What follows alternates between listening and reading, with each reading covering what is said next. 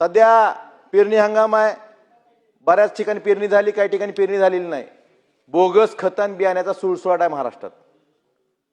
हजारो हेक्टर शेतकऱ्यांचं आजही बियाणं उगवलं नाही. सकाळीच मंत्री महोदयांनी निवेदन केलं की त्यांनी कंपन्याची यादी वाचून दाखवली आणि स्टॉप टू सेल केलं. मग हा विश्वास यात आहे. आमच्या जिल्ह्यात बऱ्याच ज्या ठिकाणी पेरण्या झाल्या त्या ठिकाणी बोगस बियाणं सर्टिफाईड असेल, ट्रुथफुल असेल, शेतकऱ्यांना दुबार पेरणी संकट आलेलं. एका बाजूला अल्निनो आहे, 3 मिनिट झाले, अल्निनो आहे, दुसऱ्या बाजूला बोगस बियाणं आहे. अशा वेळेस यांच्यावर फक्त आपण त्यांचा सेल स्टॉप करून उपयोग नाही. त्या कंपन्याकडनं भरपाई घेतली पाहिजे. शेतकऱ्याला दुबार पेरणीसाठी जेवढा खर्च येतो त्याची भरपाई सरकारनं कंपन्याकडे करून दिली पाहिजे, सरकारनं दिली पाहिजे. अध्यक्ष महोदय, एक उदाहरण देतो तुम्हाला मी. मिश्र खत, समजा बियाणं मंत्री महोदय, बियाणं उगवलं नाही तर कळतं तरी उगवलं नाही बोगस आहे म्हणून. खात कळतो का आपल्याला? आपण सगळे शेतकरी आहेत. खात मातीत मिसळून जातो. मिश्र खतं जे आहेत ना, 18-18, 10, 20-20, 0, याचे एवढे पेव फुटले. 18 कंपन्या आहेत महाराष्ट्रात. मागच्याच महिन्यात, मागच्या 10-15 दिवसाखाली आमच्या धाराशिवमध्ये एक ट्रक पकडला 18-10चा. ती कंपनी कुठली? Shetkari agro corporation.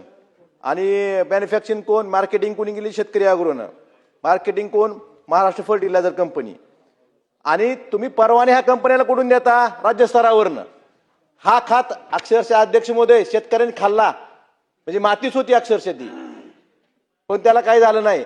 पण माती म्हणून तुम्ही जर खात विकत असाल तर ह्याला पायबंद घातला पाहिजे का नाही? अध्यक्ष महोदय, प्रदीप पाटील नावाचा एक कर्नाटक मधला, बेळगाव मधला एक हे आहे, तो कंपनीचा मालक आहे. एका कंपनीत तो प्रॉपरायटर असतो, एका कंपनीत मॅनेजर असतो, एका ठिकाणी मालक असतो.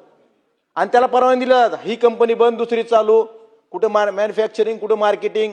पत्ता चंदगडचा, संपतो पत्ता चंदगडचा, आणि त्याचा परवान्यावर पत्ता कुठला?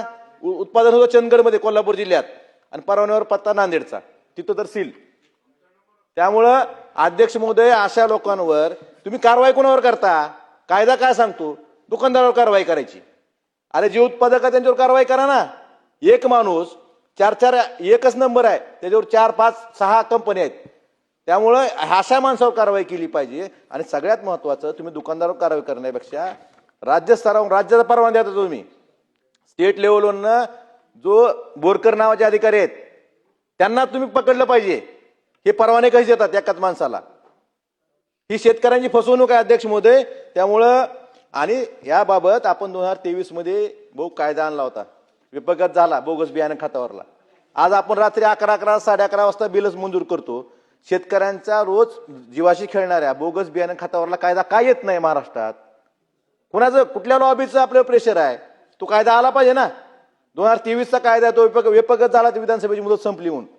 आता 1.5-2 वर्ष होत आली या नवीन विधानसभेला, अजून कायदा आला नाही. तो का आला नाही कायदा? ह्याचं उत्तर सरकारनं देणं गरजेचं आहे.